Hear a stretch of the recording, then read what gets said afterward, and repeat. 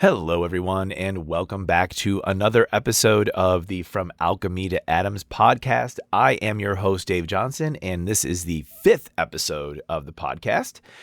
As I've been reminding people in pretty much all of my prior episodes, if you are just coming into this podcast for the first time, I strongly recommend you go back and start with episode 1. We will be right here when you get back.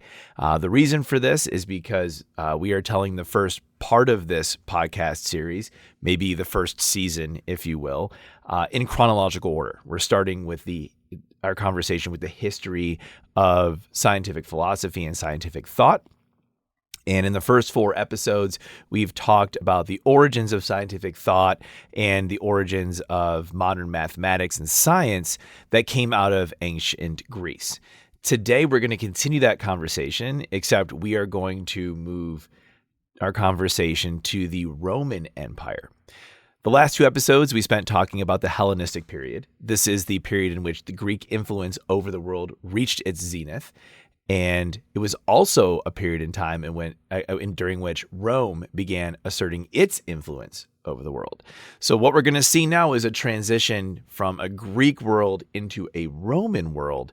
And we're going to talk in this episode about how Rome's perception and use of science and mathematics is significantly different than their Greek neighbors, and how that's going to influence scientific thought moving forward.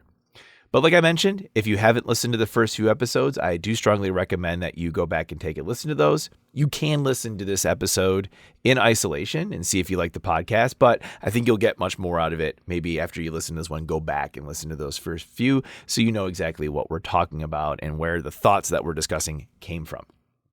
In terms of Dave's Corrections Corner, I really don't have much for you this week. Nobody's complained that I've said anything stupid in a few weeks. So I'll just continue forward, and I will await your guidance if I had said something that's wrong or incorrect or whatever. So with that being said, let's pick up kind of where we left off. So like I mentioned, last 2 episodes, 2-part episode, we talked about the Hellenistic period. And as we learned there was a lot of mathematics. We saw the groundwork for modern geometry. We saw the groundwork for modern trigonometry. We saw us gain a better understanding about how things move through the night sky. So we've become to understand more at this point about, star locations and how orbits work. And we've even learned how big the Earth actually is and how far away it is from the sun and potentially the moon. So lots of really interesting stuff happened during the Hellenistic period. But if we're looking at the Hellenistic period from a geopolitical standpoint, we actually could view the Hellenistic period as also the period in which Rome emerged as a major world power. So for centuries, Rome had existed in the shadows of their Greek neighbors. If we go back into the pre-Socratics, remember there was the entire Italian school of philosophy, right? Which goes to show you that if we go back a few hundred years into the 400s and 500s BC, the 6th and 5th century, Italy really was essentially the intellectual property, if not the physical property of Greece. But over the succeeding 300 years or so, Rome kind of came into its own as its own sort of major political and military power. From the years 280 BC to 30 BC, essentially the Hellenistic period, Rome fought over a dozen major conflicts with various Greek city-states. And all of this was in an effort to begin to assert themselves and their culture as the dominant one in the known world. These wars would culminate in the toppling of the Ptolemaic dynasty in Egypt. So if you recall, Alexander conquered much of northern Africa, including places like modern-day Libya and Egypt. And this became the Ptolemaic dynasty after his death, which was a dynasty that was Greek, at least in terms of its philosophy and its thought. But that gets toppled in the year 30 BC with the suicide of the final Ptolemaic pharaoh. That was Cleopatra. So we probably all know the story of Cleopatra and Mark Antony. If you don't, you should at least go back and look it up.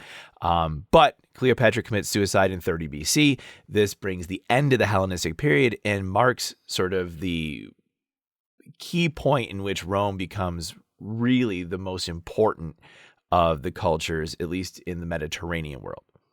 So when we talk about Rome and math and science and things like that, there's going to be a bit of a divergence in terms of their thought process around this compared to the Greeks.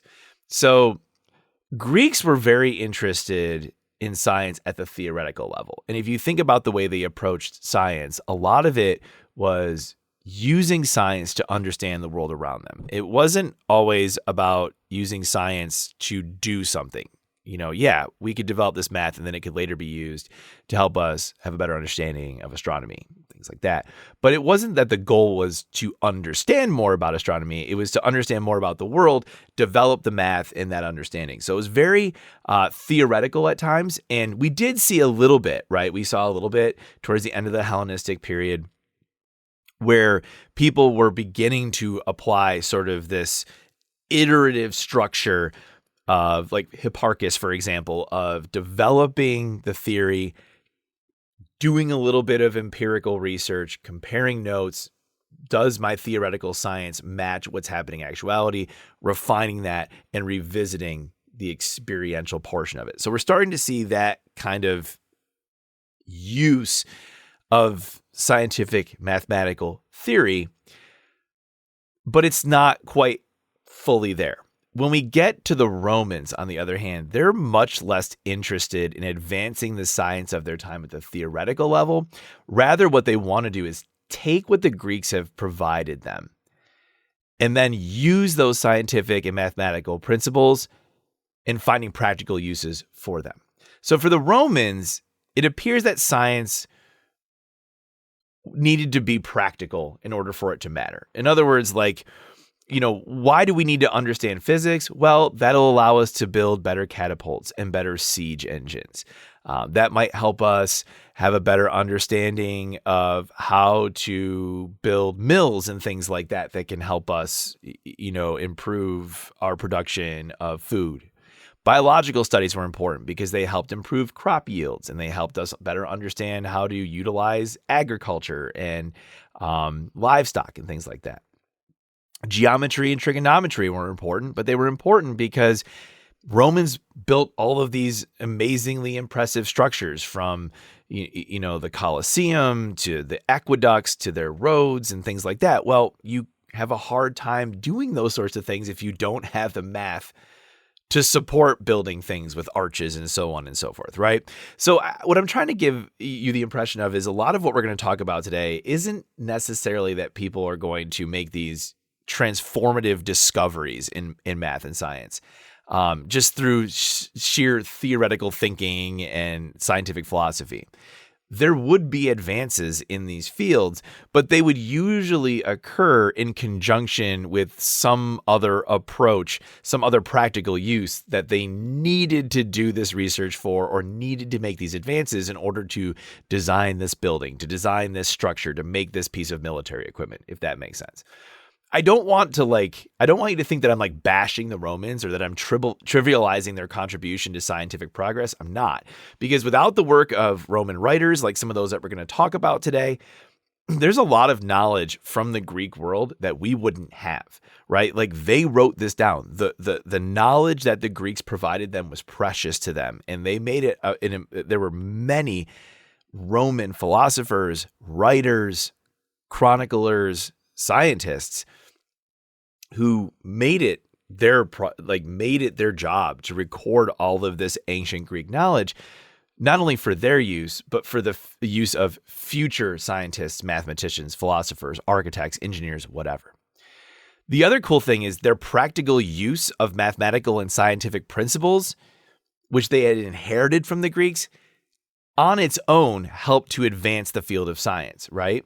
So much of what the Greeks produced existed in the theoretical realm. It was all like a circle is this. I'm going to define a circle, and then I can make chord tables and do that. The Romans took that theoretical knowledge and said, okay, thanks for all of this information. Now I'm going to translate this knowledge into functional real-world structures, inventions, applications, etc. So they're going to take a lot of what is known at the time and then put it to practical use. And in doing so, they're going to demonstrate the value of these discoveries, but also spur the discoveries, new mathematical and scientific discoveries that will further those particular projects. All right. So what I want to discuss in addition to that is I'm also going to discuss how Romans use Greek science to make themselves the most technologically advanced civilization on the planet.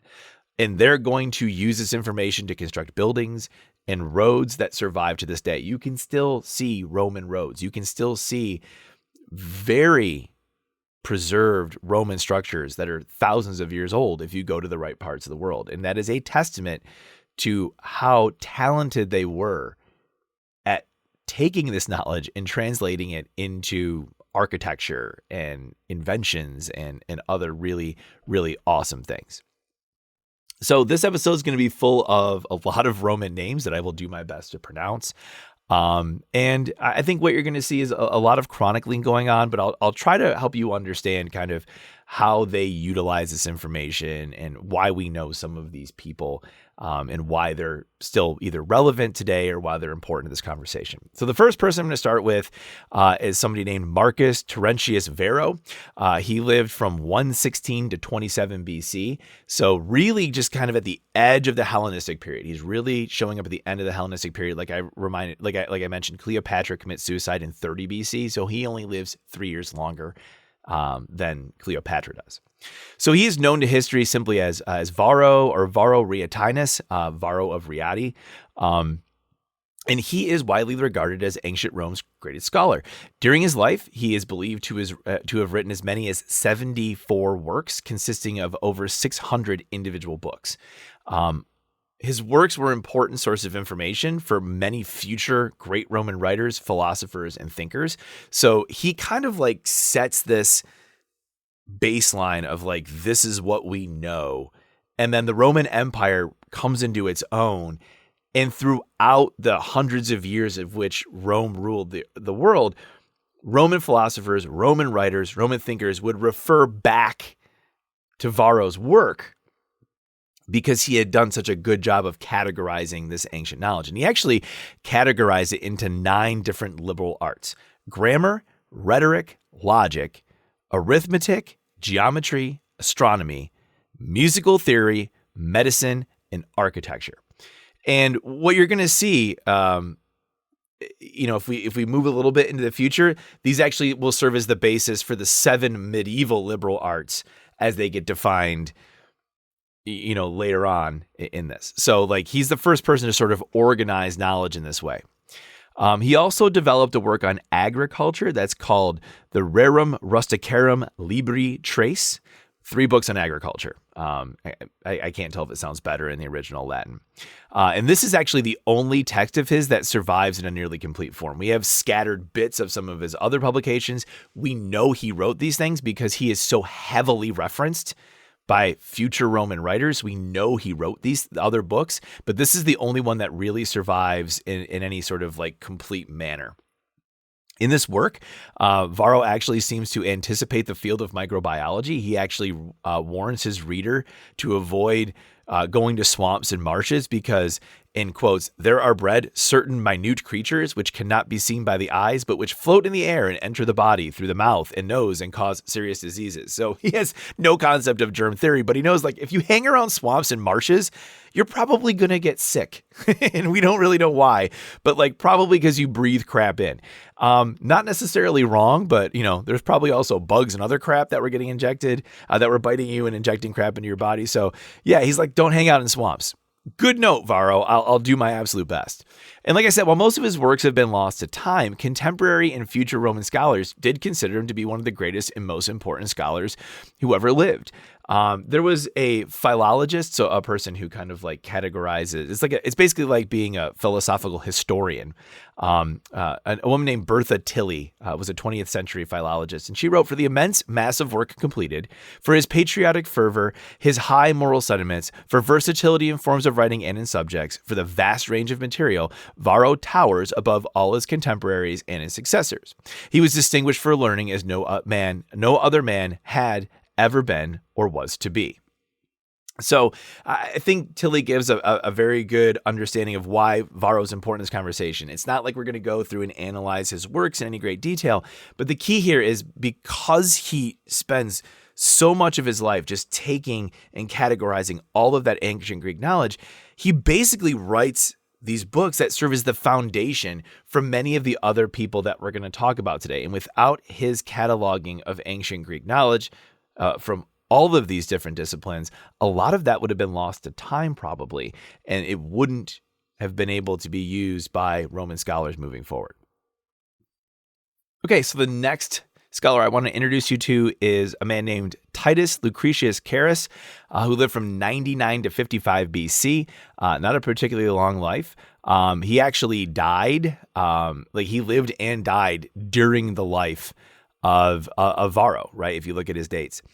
He is known for his only major work called De Rerum Natura. This is most often translated into English as On the Nature of Things. So Lucretius, as he's best known to history, actually was heavily influenced by the philosophical school founded by the Greek philosopher named Epicurus, which is known as Epicureanism. And I know that when we think about Epicureanism in like the modern context, we tend to think about food, which is interesting.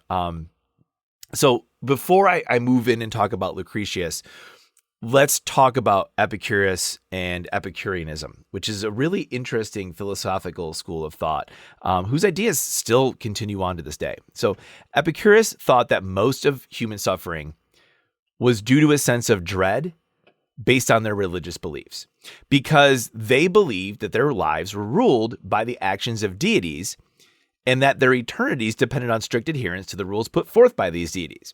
The other problem is that if you're Greek and you have those Greek gods, the Greek gods were known to be mischievous, not nice. Like they could be cruel at times. And what Epicurus believes is that if he could just free people from the control of these deities, he could prevent a large amount of human suffering by just saying, like, look, you don't have to do everything that the gods tell you to do. Don't feel that way. He didn't deny that gods existed. He just believed that because they were gods, they existed in a place of complete peace and therefore had no interest in us. He was saying you have nothing to fear from them. They don't care about you. They're gods. They live up on Mount Olympus. They live in essentially heaven. Why would they give a crap about you at all? Just live your life. And what he believed was you should live your life and focus on pleasure, and that the key to happiness was simply the removal of pain. Don't do things that hurt. Avoid things that don't make you feel good. And he actually provided a philosophical framework that explained the origins of the universe in purely materialistic means. So he doesn't believe, he believes the gods exist, or at least he states that the gods exist. But in his eyes, they're there doing their own thing in their own little realm, and we're over here in the human side of things. And he actually leans on the atomistic ideas of Democritus and Leucippus. So if you remember way back from the pre-Socratics, these guys that said that everything is atoms and void, and that everything that happens in the universe has to do with the interactions between these atoms, and that the various properties of things were due to the combination of atoms of which they consist. Okay. Now, one criticism of atomism was that it described a deterministic universe that was devoid of free will. And Epicurus introduced something now known as the swerve, in which he basically said that these atoms can actually deviate from their expected course from time to time. So Democritus and Leucippus believed that a lot of what was going on in the universe was predetermined. The atoms, they're going to combine, they're going to do their thing. And the problem is if you believe that, then the entire, your entire life is determined for you. There's no reason to do anything, because you don't have free will. Everything is just at the whim of these atoms. So Epicurus introduced something known as the swerve, which basically was no, we can have free will, because from time to time, these atoms won't follow their expected course. And that's what free will comes from. And I know it's kind of, to me, when I'm looking at it, and maybe it's just the way I'm phrasing it, or, maybe due to my limited knowledge of it, it seems like a half-ass attempt. But he's clearly trying to give his followers something to say, you should care. Because I'll be honest, when people go around talking about a deterministic universe, or this is all part of, a plan, well, then why do I care? Why am I putting an effort in? If this is all part of some master plan, then I'm not involved in this. I might as well just sit around and wait for crap to happen to me. And I think, part of what Epicurus is trying to avoid is people sitting around like lumps of crap waiting for stuff to happen to him. He's saying you should go out there and try to live the best life possible. So he founds a school. Epicurus founds a school called the Garden. And it was this self-sufficient commune where he lived with his friends, and they dressed and ate simply and spent their day discussing all nature of philosophical questions. It sounds pretty badass. But Epicurus dies 200 years before Lucretius is born. So essentially what Lucretius does is he kind of takes this Epicurean school of thought, and Lucretius, being a poet and a philosopher, wrote something called a didactic poem called De Rerum Natura. Now, didacticism is a form of art that is designed to explain something. So in this poem, which is spread across 6 books, so, that's a big ass poem, 6 books worth of a poem, not like 6 books of poems. He wrote a poem that was 6 books long.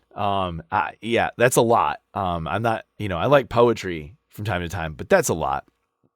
And he explains the universe through the philosophical lens of Epicureanism, and that's what De Rerum Natura is. So you can actually think of this poem as a form of Epicurean propaganda, where what Lucretius is trying to do is to approach the world from a more materialistic point of view.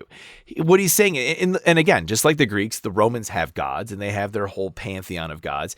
Honestly, the Romans essentially take the Greek gods, rename them, but it's I don't know how else to describe it. I'm trying to think. When I was a kid, there was a cartoon called G.I. Joe. We probably have all heard of G.I. Joes.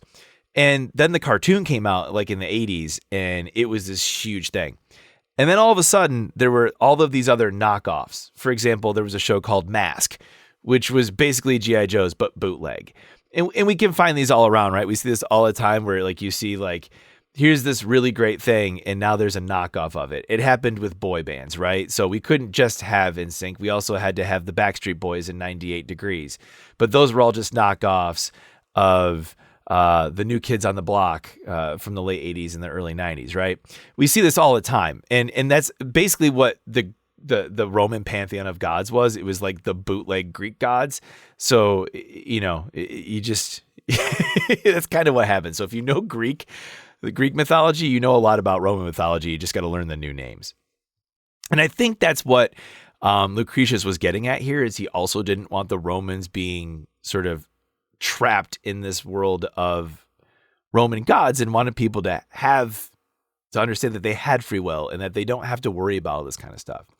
So while his explanations are clearly not compatible with our modern understanding of the universe, physics, etc., his focus on non-supernatural explanations did have a powerful influence on the thinking of his time. So, for example, Lucretius provides insight into the connections between mind and soul.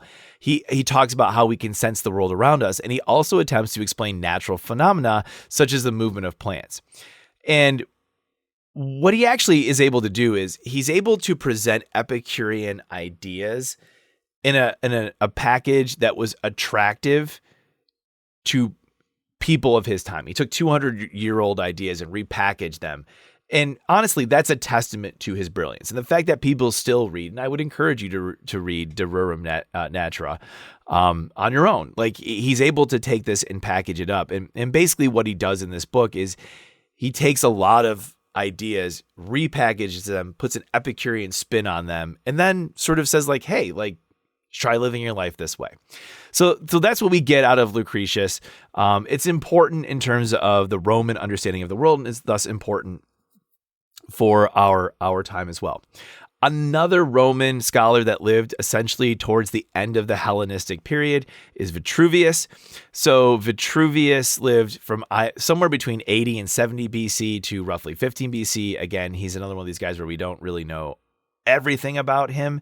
But because because of contemporary references to him and his works, we have a pretty good idea of when he lived and where he lived. So Vitruvius was a Roman architect and a military engineer, and he specialized in the constructions of siege weapons such as the ballista, which is essentially a giant bow and arrow, and another thing called the scorpion. His best known work was entitled De Architectura Libri Decim. So just like we saw Libri Trace, this is Libri Decim. This is 10 books on architecture. And this actually became the foundation of architectural theory. And Vitruvius's book is really the basis for all modern architectural theory. He believed that all buildings should have three key characteristics: firmitas, or strength; utilitas, utility; and venustus, beauty. So strength, utility, and beauty. These are all things that architecture should have associated with it. And much of what is actually recorded in these books reflects a codification of building and architectural practices of his time. So what we know about Roman architecture, particularly at the beginning of the Roman Empire, we owe to Vitruvius. He basically took it and said, this is what we know about architecture. These are the expectations. These are the building and architectural practices that exist. And he writes them down and he says, by the way, if you're not doing this, this is what you should do. And in De Architectura, he covers several topics, breaking the field of architecture into three major branches: building, the construction of timepieces, and the design and use of machines for use in building and warfare. Those are his three categories. So when we talk about machines for building, he's talking about hoists, cranes, and pulleys. Machines for war, we're talking about catapults, ballistae, and siege engines. If we're talking about timepieces, it's sundials and these things called water clocks. Then we have architecture, which includes the standardization of pipe sizes, architectural acoustics, and basilica construction. He also has a whole section on military encampments, and what's really interesting from this is he actually discusses something that is very similar to the older miasma theory of disease. So he describes proper locations for military encampments so that the soldiers will neither be too hot nor too cold, too damp nor too dry. And one of the things he talks about is where you should build camps and how you should not build them near marshes and swamps. He actually writes, "For when the morning breezes blow toward the town at sunrise, if they bring with them the mists from marshes, and mingled with the mists the poisonous breath of the creatures of the marshes to be wafted into the bodies of the inhabitants, they will make the sight unhealthy." Again, avoid places that are warm, wet, and full of bugs. We still know that to this day. So even 2,000 years ago, he's saying, well, don't build your military encampment in a swamp unless you want all of your soldiers to get sick and die. He also provides a large amount of detail about aqueduct construction. So one of the great wonders of Roman architecture and civil engineering are these amazing aqueducts that they constructed to bring fresh water to their cities, including Rome, from very, very large distances. And he talks all about how they were able to do this. So a lot of what we know about aqueduct construction comes from his writing. And by the way, if you're looking at the quality of Roman aqueducts, this is the point in time, like the early part of the Roman Empire, the last part of the BC ages. This is where we find some of the finest work in aqueduct construction. He talks about the use of inverted siphons as a way of getting water to cross large spans. He even describes the problems associated with the buildup of water pressure within the aqueducts, especially when water comes rushing down from such high heights and they've got to go around corners and go down and then back up again. So he understands all of this and he provides some really interesting ideas and discusses the ideas at the time to how to overcome these limitations. He provides detailed descriptions of Roman concrete and lime formulations. He also describes the use of lead pipes in plumbing. Just so you're aware, the atomic symbol for lead, Pb, comes from the Roman word plumbum, which means lead. He talks about lead mining and its use in manufacturing, and he's the first person to actually mention that, hey, when people are exposed to a lot of lead, bad things happen. So he actually talks about lead poisoning without even knowing about lead poisoning.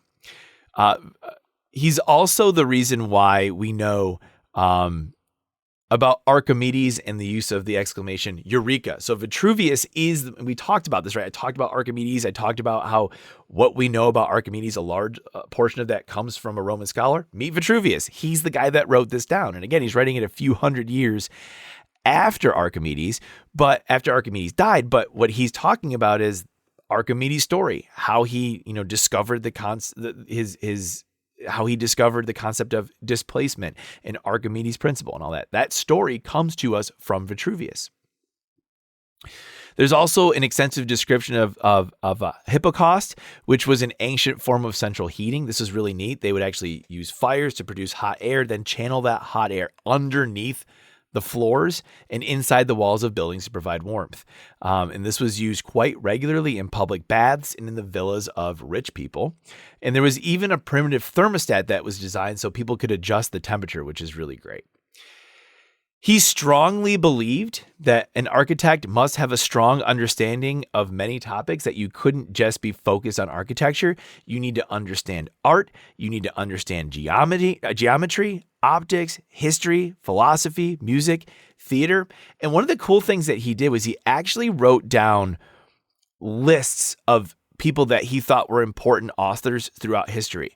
And in the goal for this, for him to write this down, was so that what his argument was, if you are interested in architecture or anything like that, these are people whose works you need to read. So he'd sit down and say, like, if you need a grasp of physics, you need to look at Thales. You need to look at Democritus, Anaxagoras, Xenophanes. You need to look at these people.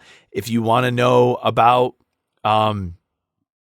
about art, you need to look at Leocares, Bryaxis, Scopas, Praxiteles, Timotheus. These are people you need to look up. If you want to know more about machinery, you need to look up Diades of Pella, Archytas, Archimedes, people like that. So he's literally like providing this sort of like guide of like, hey, if you want to know more about this topic, here are the people whose works that you should be reading, which is really interesting.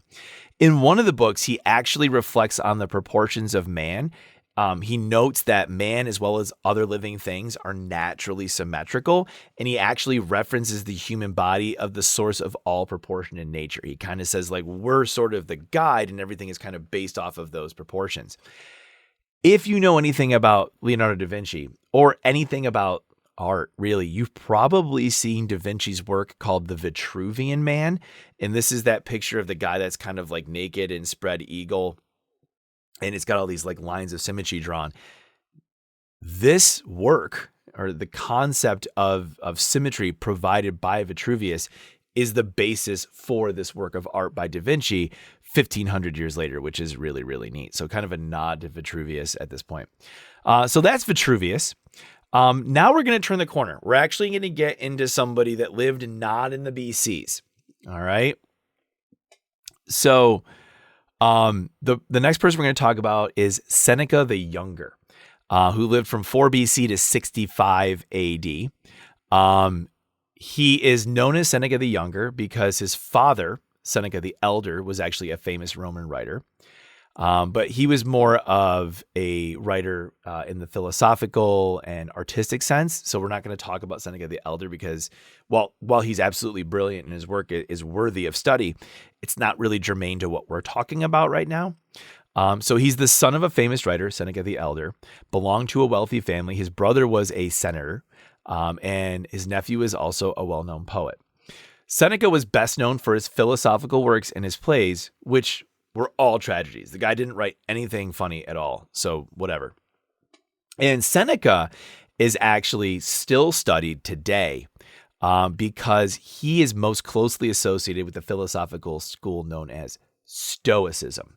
And Stoicism, while it did come out of Greece, was very in vogue within the upper echelons of Roman society at this point in Roman history. So Stoicism was kind of like the popular type of like a philosophical approach to life that wealthy people at the time were into. So Seneca is involved in that. So let's talk a little bit about Stoicism, because this might help us better understand why Seneca wrote the way he did, and also help us understand kind of the mentality of Roman society at that time. So Stoicism is established in Athens during the Hellenistic period by a gentleman named Zeno of Citium. And followers were to dedicate themselves to a well-lived life according to the 4 virtues: prudence, fortitude, temperance, and justice. They were also expected to live in accordance with nature. And in terms of Stoic metaphysics, they believed that the universe was divided into passive and active substances. The physical matter that composes a substance is considered the passive component, and then they are animated by this primordial fire, which is the universal spirit. So that's sort of the non-passive component. That's the active component. Stoics also believe that any true understanding of the universe could only be attributed through reasoning. So they would go back to that pre-Socratic concept that our senses are flawed, and that our senses only allow us to receive impressions of the physical world, and that we need to rely on our minds to interpret that information and determine whether or not what we're seeing actually represents reality or not, right? So they would ask you, and they would acknowledge that, like, for example, mirages exist. And it's important that we use our rational thought to say, like, okay, well, this is what my brain is telling me this is what my senses are telling me that I'm seeing. I need my brain to tell me whether or not this actually makes sense. And Stoics were actually kind of on the other side of the philosophical, belief system of the Epicureans. They were almost the answer or the antithesis of the Epicureans. Stoics believe that happiness can only be achieved by living a virtuous life in accordance with nature, whereas the Epicureans believe that happiness can only be derived from an absence of pain. Stoics believe that there are only so many things that we can control in life, and it is important to accept the things that we cannot change for what they are and focus on changing the things that we can change to live a better life. They would basically say, like, oh, well, I just have to accept life for what it is. And that is kind of like, and I will say this, Stoicism has regained its popularity, at least in the United States, in modern culture. There are modern Stoics everywhere. There's this renewed sort of push for, like, hey, I have to accept the things that I can't change, but I also have to have the wisdom to understand the things that I can change and try to change those for the better so that I can live a virtuous life in accordance with nature. In Seneca's Stoic beliefs were evident in his philosophical and dramatic works, but also in his everyday life. He's not one of these people that writes about Stoic philosophy and then doesn't live the life. He actually does, and he would actually die a Stoic death, and we'll talk about that at the end of this section here. He was elected to the Roman Senate in his mid-20s, praised for his public speaking, but he was often critical of an emperor named Caligula, and he was even ordered to commit suicide because of how staunch his criticisms were. On the plus side for Seneca, Caligula gets assassinated and his uncle Claudius becomes the new emperor of Rome. So Caligula is widely regarded as one of the worst emperors in Roman history. Nobody is sad when he's a few people, but most people were not sad when he gets assassinated. And then Claudius takes over. And Claudius is actually known to be a pretty reasonable, good emperor. Unfortunately, Claudius soon exiles Seneca after he was accused by Claudius's wife, Messalina, of having an affair with Caligula's sister, Julia Livilla. We're going to see that Messalina, not a good person, and Claudius is going to kind of have to deal with the fact that his wife sucks throughout much of his reign. We'll get to this in a minute. So again, he was supposed to be executed by forced suicide, but Claudius says, like, exile's enough. All right, even if he did sleep with my sister or Caligula's sister, my niece, that's fine. Just go away. Just don't be in Rome right now. So while Seneca is in exile, a series of absolutely batshit crazy events involving Messalina takes place. She sucks. She's regarded as being cruel, ruthless, predatory, and avaricious, as well as sexually promiscuous. So she just spends her entire life accusing people of that which she is doing. And like, we all know these people. She repeatedly accused women within the royal family of infidelity and plotting against the emperor. She even convinced Claudius to have a number of them executed. So, for example, Julia Livilla, who was accused of having an affair with Seneca. Seneca gets exiled. Okay. Julia Livilla also gets exiled after supposedly having an affair with Seneca, but she gets executed. So Seneca escapes. She gets executed. Another niece, Julia Livia, is also executed for immorality. So she's like convincing her husband Claudius to execute his nieces for for being immoral. Meanwhile, not only are these accusations likely false, She's doing the same thing she's accusing them of and running around behind Claudius's back. The only thing these women were actually guilty of were being potential threats to Messalina's power. Why? Because they're Claudius's nieces and the sisters of the now dead emperor, right? They are related to Caligula and thus have some type of rightful claim to ruling over Rome. So she wants them gone, or at least their children could potentially step up as opposed to Messalina's children. She finally goes too far. And I'm telling you this story just because it's freaking interesting. She goes too far. She ends up marrying a senator while Claudius was away. So he's like outside of Rome doing emperor stuff. I think he's like involved in leading an army in a war. She ends up not only marrying somebody else while he's gone, she throws this massive wedding using Claudius's money. So she throws a brand new wedding for herself in Rome while he's gone. So then he gets back to Rome and confronts her about her betrayal. And then, like, of course, Claudius is like, no, you can't just go off and marry somebody else because I'm not here. You're a psycho.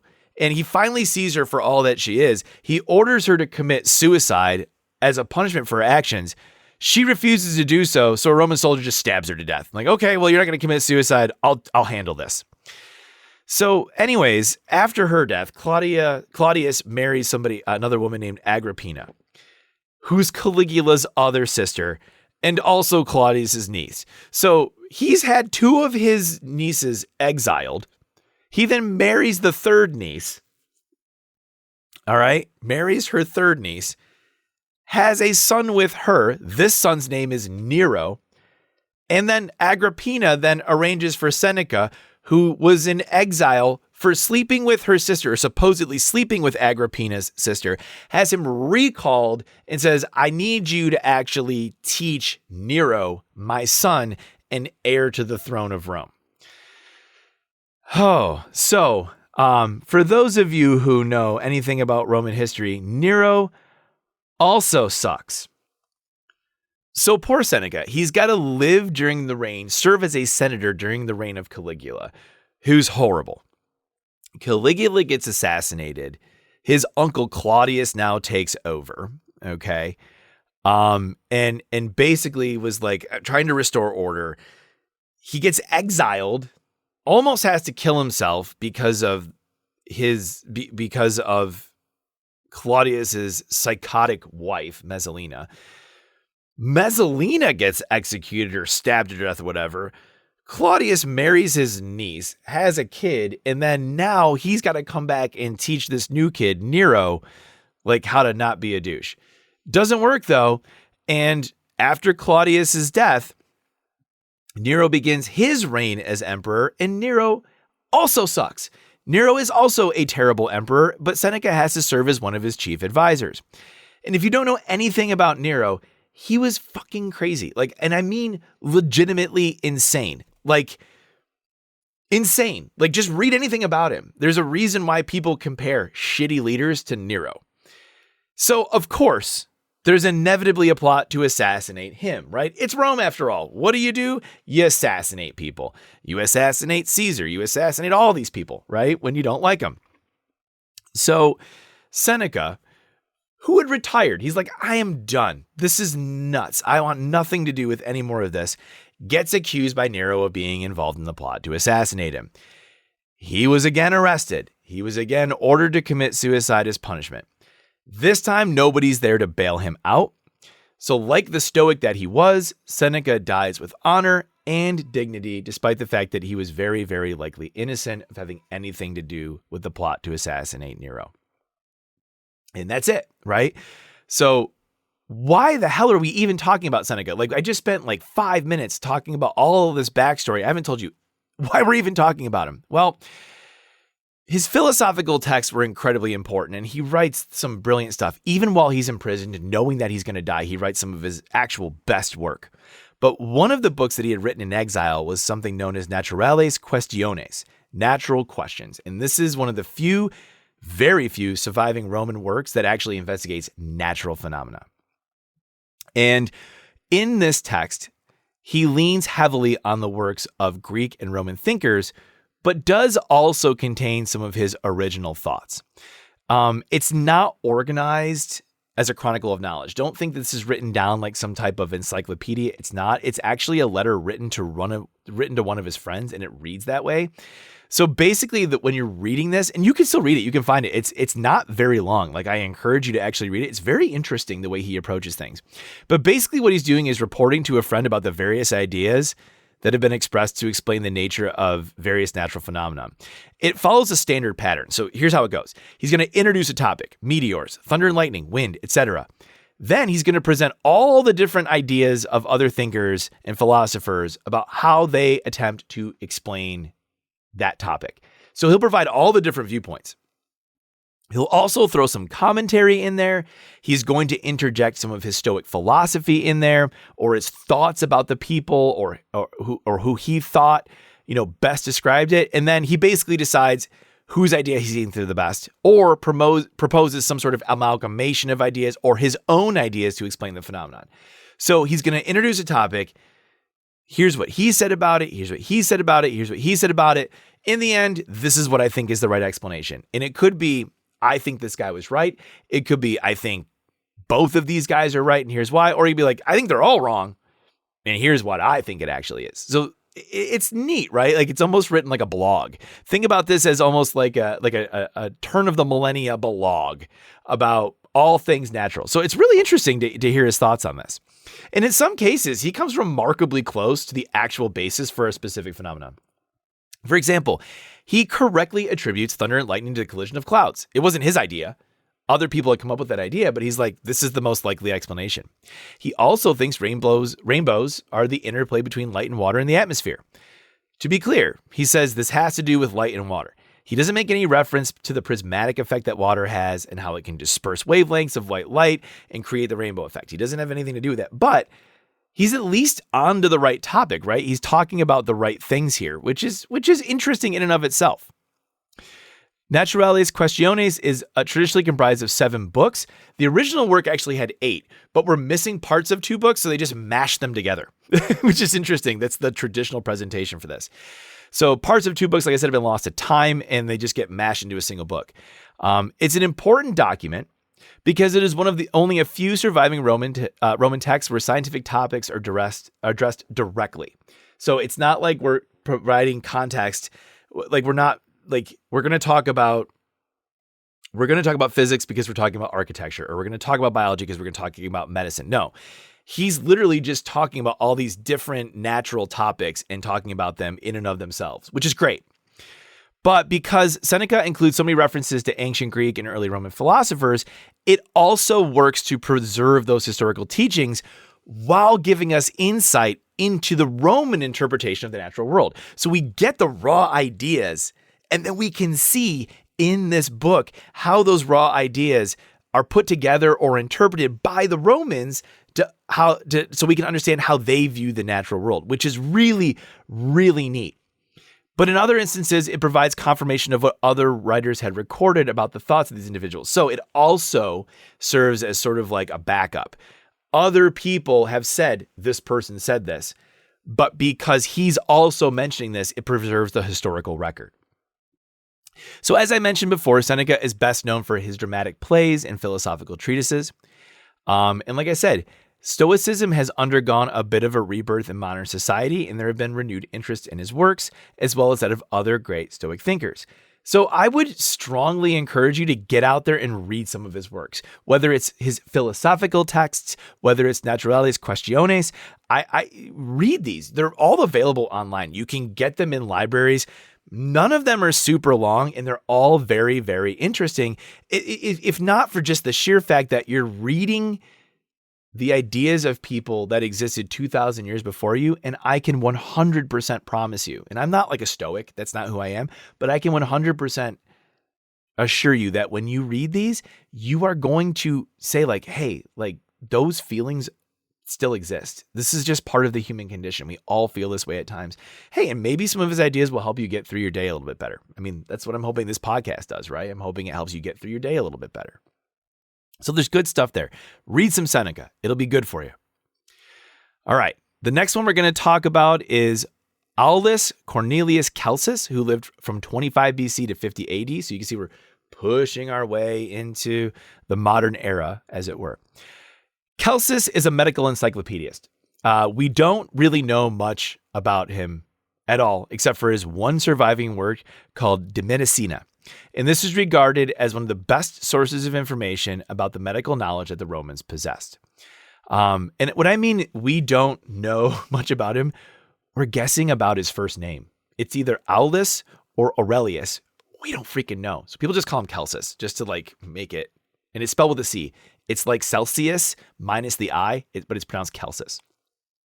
So scholars largely believe that De Medicina was actually part of a big encyclopedia that contained information about agriculture, law, rhetoric, and military technology.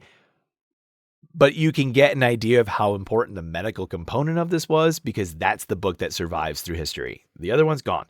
De Medicina still exists.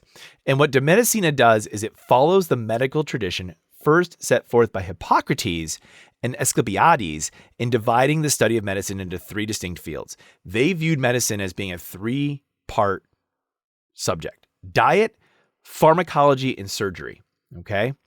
So his work, De Medicina, consists of 8 books. Book 1 is Diet, Hygiene, and the Benefits of Exercise. Book 2 is The Cause of Disease, Its Symptoms and Prognosis.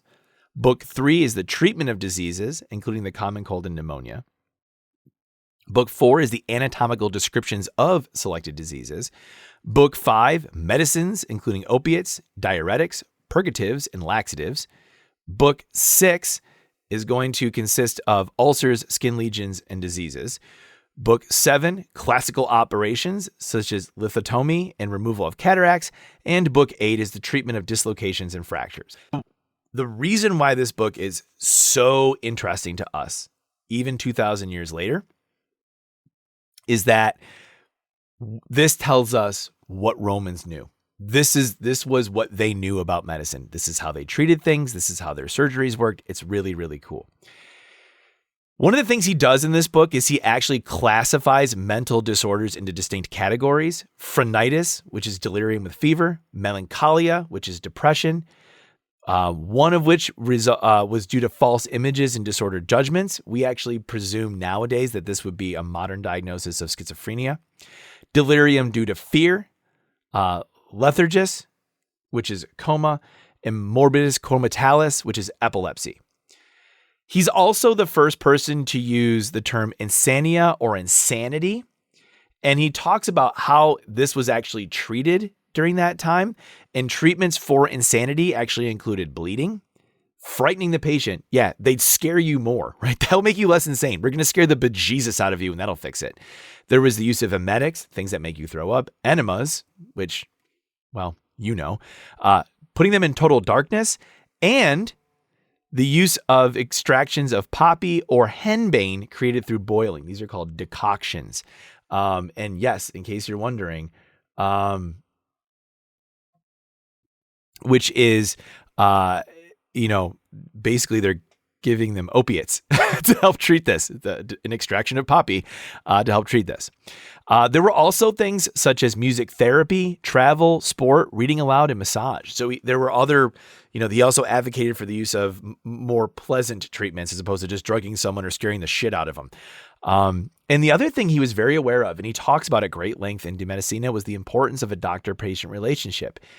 He was one of the first people to ever really talk about how important it was for a doctor and a patient to have an amicable, trusting relationship. So here he is 2,000 years ago advocating for the importance of, bedside manner and establishing good relationships between doctors and patients, which is really freaking cool if you think about it. One of the sections of the book actually details the removal of things like missile weapons. He talks about how to stop bleeding, prevent inflammation. He talks about the diagnosis of internal maladies, the removal of kidney stones, the amputation of limbs, and so forth. Celsus is also credited with recording the cardinal signs of inflammation. These are actually important, and still things like nursing students still need to learn these. These include calor, warmth, dolor, pain, tumor, swelling, and rubor, redness, or hyperemia. So he goes into great detail regarding the preparation of numerous ancient medicinal remedies, including the preparation of opioids. In addition, he describes many first century Roman surgical practices, which included the removal of cataracts, the treatment for bladder stones, and the setting of fractures. And in compiling De Medicina, Celsus drew heavily upon what we call the Hippocratic corpus. He references over 80 Greek medical writers, some of whom are now known only from his work. The only thing we know about these guys is because he wrote about them. And the way he did this was he would actually translate Greek medical terms into Latin, and many of these Latin terms remain standard in medicine to the present day. These include words like cancer. He translated this from the Greek word karkinos, which means crab. Celsus used it to describe various types of non-malignant ulcerations as well, including erysipelas and gangrene. And in discussing malignant disease, Celsus used the words carcinoma and carcinode, which are terms that are directly derived from Greek. So, there's so many things that we know about only because of him. De Medicina is considered by many scholars to be the single best source of information that we have about Roman medicine, and I would agree with that. Okay, so this next one, and I'm just going to be completely honest with you. He is only part of this episode because his name is glorious. And I want to say it in a way that fully embraces the gloriousness of this name. Scribonius Largus Designatianus. I mean, if you're writing a period piece set in Rome, you need to name a character Scribonius Largus. It's wonderful. Just sometimes there's a name that just captures the entire zeitgeist of a time. And the dude's bang on. I love it. It sounds like a fake name. His real name is Scribonius Largus. I freaking love it. If you've been paying attention to the dates from this episode, you'll note that the last two people we talked about lived during the reign of Emperor Claudius. Well, so did Scribonius Largus. He was actually Claudius's court physician. So Scribonius and Seneca definitely knew each other since they were both part of his court at some point together. His main contribution to our understanding of Roman medicine is his work entitled Compositiones. And this is a collection of 271 prescriptions, which he just wrote down in incredible detail. The bulk of this work would later be appropriated without acknowledgement, which means it was stolen by a 4th century Gallic, which is Gaul, from France, named Marcellus Empiricus. And he wrote a book called De Medicamentis. So anyways, if you're feeling like you need a cool ass Roman name when you're feeling saucy, go ahead and use Scribonius Largus, and you'll know that you're using a historically accurate, badass freaking name. I want to make Scribonius Largus bumper stickers and hand them out to people at some point. I don't even know what he looks like. I got to see if there's got to be some sort of picture of him somewhere, but rock on Scribonius Largus. You are the coolest of the Roman people that I came across while I was researching this episode. Okay, back to serious land. The next person we're going to talk about is Pliny the Elder. So Pliny the Elder lived from either 23 or 24 AD, depending on the source, to 79 AD. And you'll see in a few minutes why he's referred to as Pliny the Elder. Obviously, if there's the elder, there has to be the younger. We already met Seneca the younger. So let's talk about this. Interestingly, we know exactly when Pliny the Elder died, because he died leading a rescue operation after the eruption of Mount Vesuvius. And you've definitely heard of Mount Vesuvius. If you've heard of Pompeii and those people that are frozen in time, those bodies that are frozen in stone, this is the eruption you're talking about. So Mount Vesuvius erupts in 79 AD. It completely erases the Roman cities of Pompeii and Herculaneum from the map. Other cities were severely impacted, and Pliny, who was actually an admiral in the Roman Navy, was stationed with a nearby fleet when the eruption happened. He received a letter requesting help from a friend who lived in a nearby city, so he gets on his ships and says, let's go find some survivors, including his friend.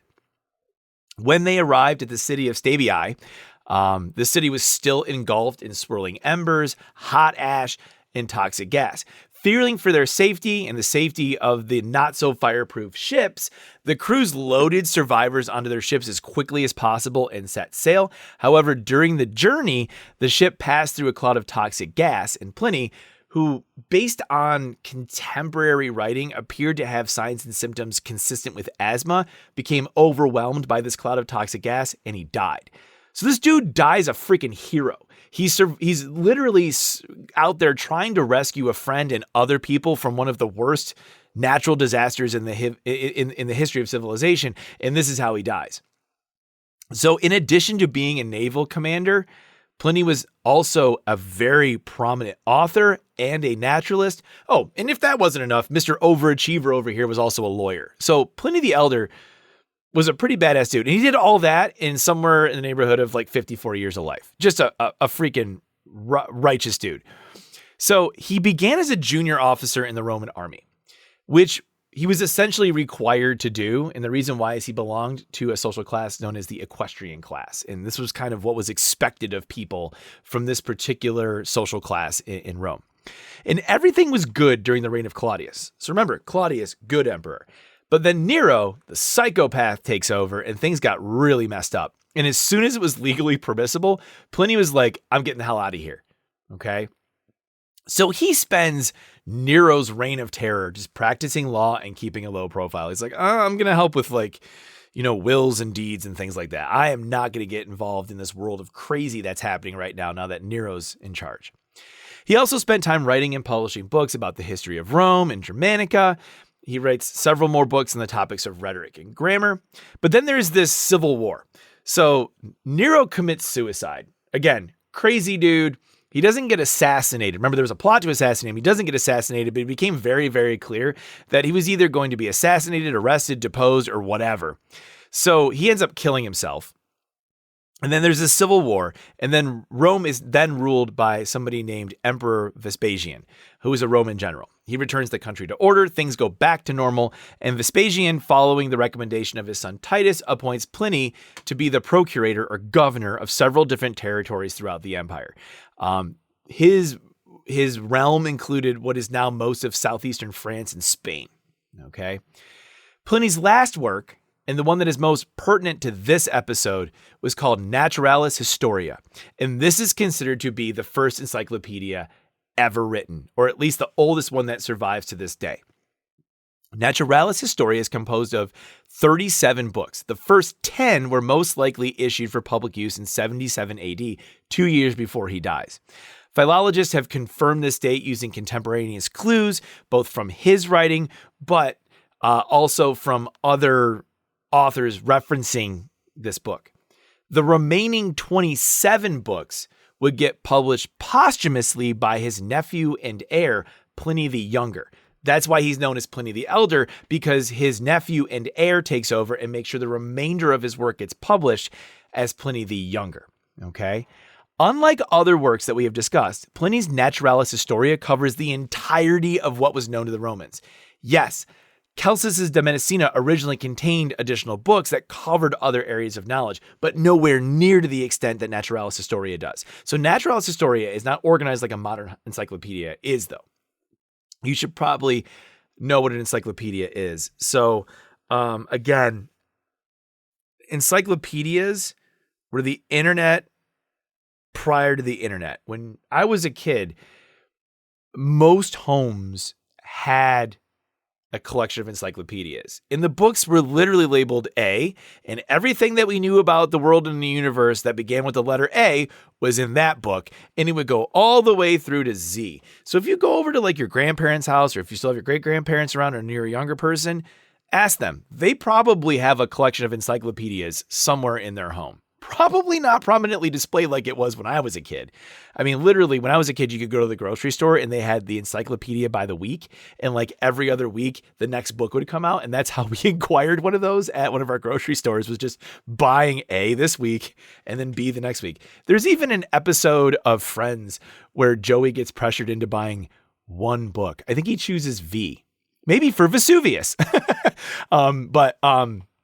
Yeah, like that was a thing. But he didn't arrange it like alphabetically, like modern encyclopedias or encyclopedic arrangements are. His was arranged using Aristotle's classification system. So his was arranged by animal, vegetable, and mineral. But it's the first book that's really important here. And the reason why, in the first book, he is the first person to create an index to make it easier to find where keywords can occur. So like in his first book, he's like, if you're looking for something, it's here. He also used a formal referencing format to acknowledge his sources, which most other people hadn't done at that point. So I could go through all the books. I'll give you some examples. So like volume 1 includes books 1 and 2. This includes the preface, the list of contents, list of authorities and things like that. Book 2 in there is astronomy and meteorology. If you go down to book 8, it's pharmacology, magic, water, and aquatic life. So that's just kind of how he organized these things. But what's important is all of these topics are presented in great detail. Now, one criticism of Pliny the Elder is that he isn't an original thinker. This reflects him acting as a cataloger of other people's work. But what I think you have to acknowledge is this book has survived for almost 2,000 years. And for several hundred of those years, it was considered an important source of knowledge. In fact, all throughout the Middle Ages, it was still of such great importance that when printing presses began to operate in the city of Venice in 1469, Naturalis Historia, a 1,400-year-old book, was one of the first books deemed worthy of being printed. And it still serves as an important reference for modern historians and anthropologists who use it to help identify certain unknown objects from other ancient texts. So because he talks about things in such great detail, they will see things referenced in Greek texts or other ancient texts that like the translation doesn't make sense, or the description of the, like they know it's an object that was used for this, but they don't know what it looked like or how it functioned. They go to Naturalis Historia, where Pliny's done a great job of describing it, giving it a modern term, that kind of stuff. So it's still a book that's used by historians and anthropologists to help them understand other ancient texts. So it's super duper important. So that's what I want to mention about Pliny the Elder for this episode. So in this episode, what I tried to do was highlight some of the great Roman scientific thinkers and chroniclers. And what I hope you can see from this is that the Roman approach to science differed from that of the Greeks. The Greeks were more philosophical about it. They loved to philosophize about science. They worked on mathematics. They proposed scientific questions and developed ways of understanding the universe around them for the sheer joy of understanding the universe around them. They viewed that as important. And what they sought to do was discover absolute truth about the universe. And remember, when we talk about Greek science, at least ancient Greek science, you've got to understand that it's all couched in this, how can we discover the absolute truths about the universe? That's what they were trying to do. And some believed that the path to truth was through reasoning, while others argued that it was through empirical observation, and then still some, like Hipparchus towards the end, realized that you needed both. On the other hand, Romans continued down that path. The Romans were primarily concerned with the practical uses of this information. How can my understanding of physics help me build a better catapult? How can my understanding of trigonometry or of geometry help me make prettier buildings or make bigger buildings or stronger buildings? However, in doing so, the Romans preserved the intellectual legacy of their Greek predecessors. And when Greece became part of the Roman Empire, Romans inherited that torch of knowledge, and they kept that flame lit for hundreds of years. However, if there is one area in which the Romans made the most significant advances over their Greek predecessors, it was in the field of medicine. And the next episode, we're going to talk about a person who is considered to be the greatest medical researcher in all of antiquity. And this person's name was Galen. And Galen led a very remarkable life. And his contributions to medicine were so great that I'm going to make Galen the first individual that gets his own episode. So in our next episode, in episode 6, we're going to meet Galen. And the whole episode is going to be about him, about his life, his story, and what he gave the future of medicine moving forward. So it's a really interesting story. I'm excited to do like a one-off, like one-person episode, since so far everything's kind of been a compendium of other people. This one's just going to be about Galen. So it's kind of where I want this podcast to get eventually, but I think it's worthy of taking that pause and talking a bit about Galen so we can understand his story and what we know from him. So again, I want to thank you so very much for taking the time to listen to these episodes. I'm having a lot of fun making them. I hope that you're having fun and you find them interesting and worthwhile. As always, if you ever want to reach out to me, I do have my own YouTube channel, That BioDoc. You can find all of my videos, including the instructional videos that I use for my college courses. They're at your disposal. So if you're taking a biology-related course, high school, college, beyond that, please take a look at my videos. You might find them helpful. If you want to reach out to me, that biodoc@gmail.com is another great way to get a hold of me.